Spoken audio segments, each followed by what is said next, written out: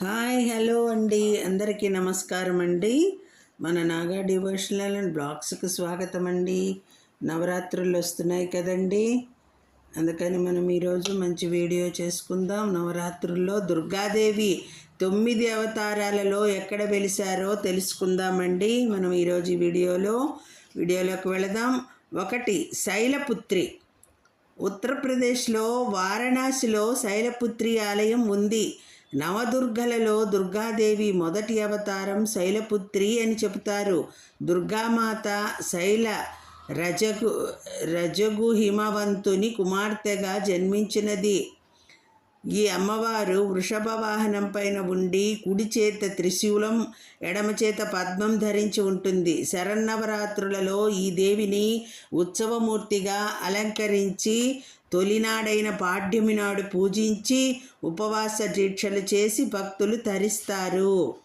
ఇప్పుడు మనం 2 బ్రహ్మచారిణి గురించి తెలుసుకుందామండి.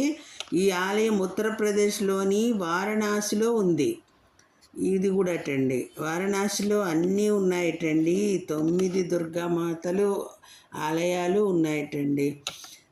ఈ ఆలయం ఉత్తరప్రదేశ్లో వారణాసిలో ఉంది. దుర్గామాత 2వ అవతారం ఇదేనని చెబుతారు. ఈ అమ్మవారు తెల్లటి వస్త్రాలను ధరించి ఉంటారు. శివుడిని భర్తగా పొందటం కోసం నారదుడి ఆదేశానుసారం ఘోర తపస్సు చేసినది. ఈ అమ్మవారిని ఆరాధిస్తే విజయం లభిస్తుందని చెబుతారు. ఇప్పుడు 3 చంద్రఘంట గురించి తెలుసుకుందాం. శ్రీ దుర్గామాత 3వ అవతారం చంద్రఘంట అవతారం. ఈ అమ్మవారు ఘంటాకృతితో ఉన్న అర్ధచంద్రుడిని శిరస్సున ధరించి ఉంటుంది. ఈ అవతారంలో దర్శనమిచ్చే అమ్మవారి ఆలయం వారణాసిలో ఉంది. ఈ అమ్మవారు దశభుజాలతో దర్శనమిస్తుంది. ఈ అమ్మవారిని ప్రార్థిస్తే భయం, అపజయం దరికి రావు అని నమ్మకం. ఇప్పుడు 4 కూష్మాండ గురించి తెలుసుకుందామండి. శ్రీ దుర్గామాత 4వ అవతారం కూష్మాండ. ఈ అమ్మవారు సింహవాహనం పైన అష్టభుజాలతో దర్శనమిస్తుంది. అందుకే అమ్మవారిని అష్టభుజి దేవి అని కూడా అంటారు. ఈ అమ్మవారి ఆలయం కాన్పూర్లో ఉంది. ఈ అమ్మవారిని ఆరాధిస్తే శీఘ్రంగా కటాక్షించి రక్షిస్తుంది. ఇప్పుడు 5 స్కందమాత గురించి తెలుసుకుందామండి. నవదుర్గలలో 5వ అవతారం స్కందమాత. స్కందుడు అంటే కుమారస్వామి అని అర్థం. స్కందుడు తల్లి కనుక ఈ దేవిని స్కందమాత అని అంటారు. ఈ దేవి బాలస్కందుడిని తన ఒడిలో కూర్చుండపెట్టుకొని మాతృమూర్తిగా భక్తులకు దర్శనమిస్తుంది. ఈ దేవిని ఆరాధిస్తే పతనం లేకుండా కనికరిస్తుందటండి, పతనం అనేదే లేకుండా. ఇప్పుడు 6 కాత్యాయిని గురించి తెలుసుకుందాం. నవదుర్గలలో 6వ అవతారం కాత్యాయిని. కోస్స అనే ఒక ఋషి పార్వతీదేవి తనకి కూతురిగా జన్మించాలంటూ ఘోర తపస్సు చేయగా అతడి కూతురిగా జన్మించింది. అందువలనే ఈ దేవికి కాత్యాయని అనే పేరు వచ్చింది. ఈ అవతారంలో దర్శనమిచ్చే ఆ దేవి ఆలయం కర్ణాటక రాష్ట్రంలో ఉంది. 7 కాళరాత్రి గురించి తెలుసుకుందామండి. నవదుర్గలలో 7వ అవతారం కాళరాత్రి. ఈ దేవి శరీరం ఛాయ చీకటితో నల్లగా ఉంటుంది.